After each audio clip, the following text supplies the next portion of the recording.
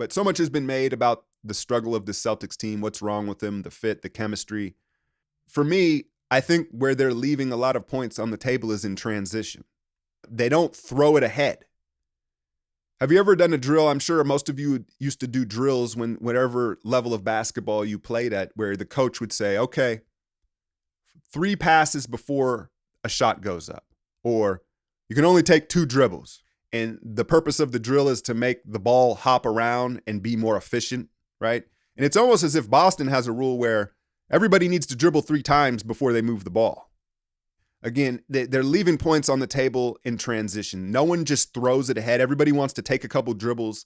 I've seen Jaylen Brown over and over again just take 1 extra dribble and then the pass is gone out in transition. And then you notice with Tatum, he's so effective with that big Euro step when he does get downhill in transition, but no one runs with him. It's almost as if they understand like, yo, he's not giving the ball up. We're not even going to run. We'll just let him do his thing.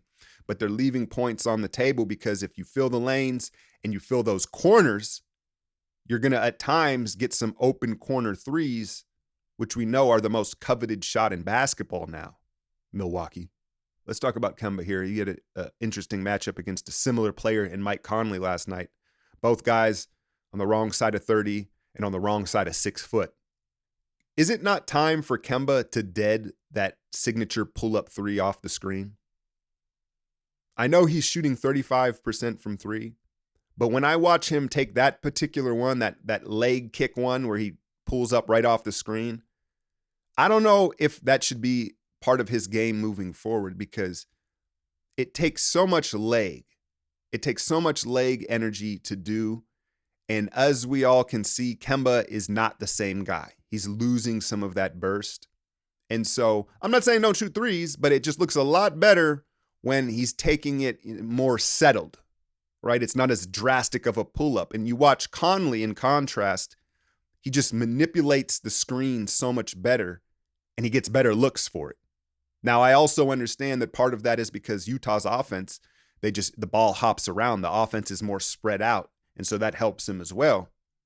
And now what I'm going to say here is going to really sound like I'm shitting on Kemba. I want to be clear here. Kemba Walker was a beast at UConn, and he was a beast in Charlotte. In his prime, he was an all-star guard.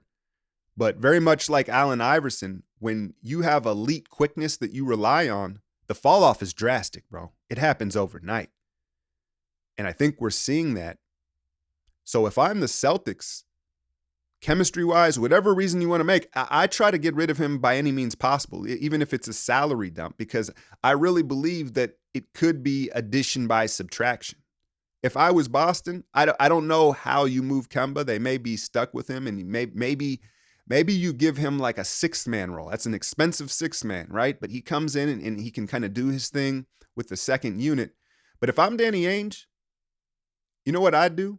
I'd overpay for Lonzo Ball. The deal would probably have to be Marcus Smart and a bunch of draft capital.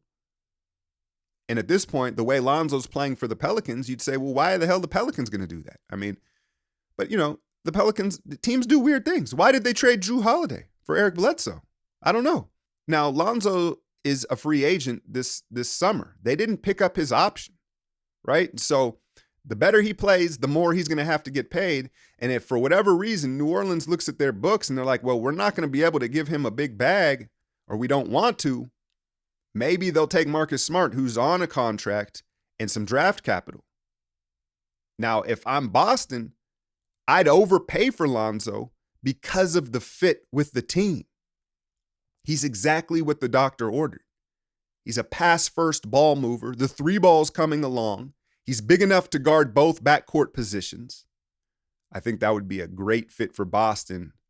But again, I just don't know if the Pels at this point are willing to give him up.